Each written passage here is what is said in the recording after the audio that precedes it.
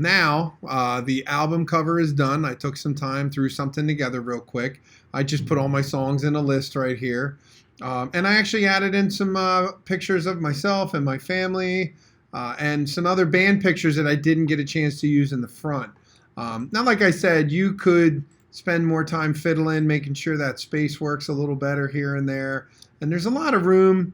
Like I said, take your time and spend that little bit of extra work trying to, tweak and get it just right.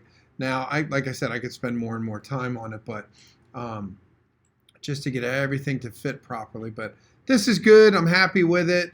I got my list and the extra songs. And actually, I used my lasso tool and just drew squigglies around everything and just came up with this kind of cool pattern. So now it's done. So I'm going to save that. And you can see there's all these different layers. Now, the important thing is I am now going to show you how to make your final document that you can save for your computer and to upload to Schoology and to put on your classroom webpage. Because right now it's a Photoshop document, has all these layers.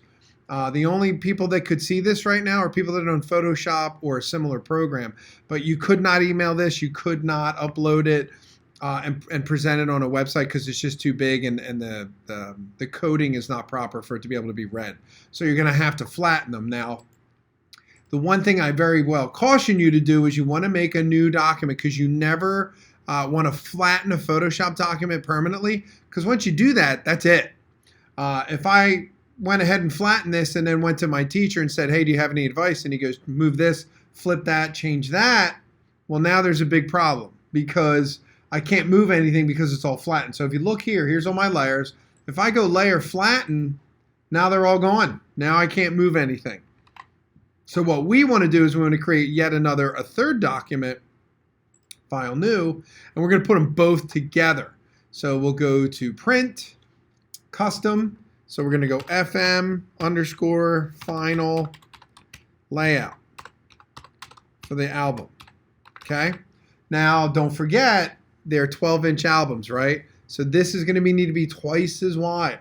So it's going to be 24, okay, by 12. And it's going to be horizontal, so 150. And we're going to hit create, and you're going to notice I have this big document right here, okay? So we can move these out of the way for now. All right. Actually, I'll turn that layer one back on because that's pretty important, especially when we have to go and flatten things, okay? All right. So I'm going to go to the front, and you can see if we look at layers again, there's all these different layers that I have right here, okay? And that's great. That's exactly the way I want it. I'm going to hit Command Save, make sure it's saved, okay? Command Save. Now I'm going to go Layer, Flatten, okay? And you do not want to save this file like I said before. Now you can save the front and the back separately if you want to use them for another purpose. So you could do File Save As, because you want to save it as something else because you're flattening it. So you want to save it to your folder, and I called it my soundtrack. So I'm going to click Photoshop and scroll down to JPEG. JPEG is one of the most instantly recognizable file formats, been around forever. JPEGs, PNGs, doesn't matter. And I'm going to save that album front. Now you don't have to worry about it writing over the other one because the other one's called PSD. So I'm going to hit save. Okay, now you're going to see this window pop open. You always want the best quality on standard. You hit OK. And now it's saved. See? Now I'm going to go to my back, make sure it's saved. And I'm going to go Layer, Flatten Image again.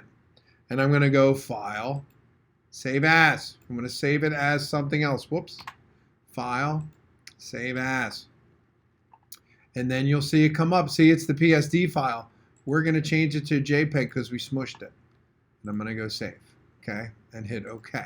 So now that that's all out of the way, we have this new one called Final Layout Album. Okay? So I'm going to go here and go Select All. See all the ants, we call them the dancing ants.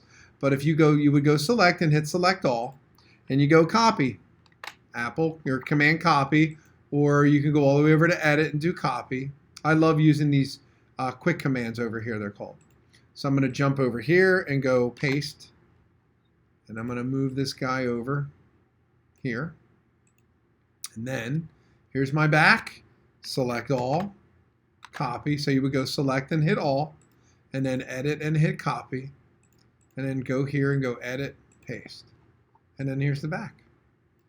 Now, if your front and back are very similar color-wise, you could put a border around it. You could maybe make this just a little bit smaller and have a white line on there, you know, a little separation, and that's fine. But mine's nice enough in the terms of the contrast between the two. You could tell it's two records. Or, like I said, you could put a nice little border around the whole thing.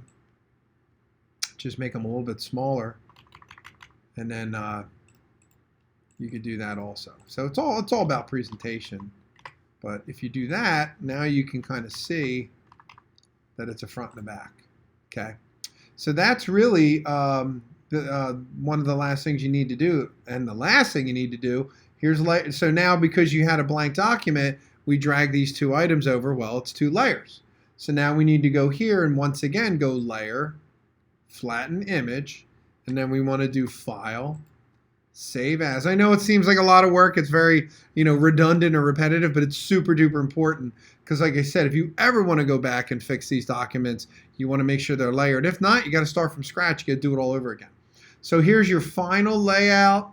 Everything looks good. JPEG. It's in my folder. I hit Save, maximum quality, baseline standard. I hit OK.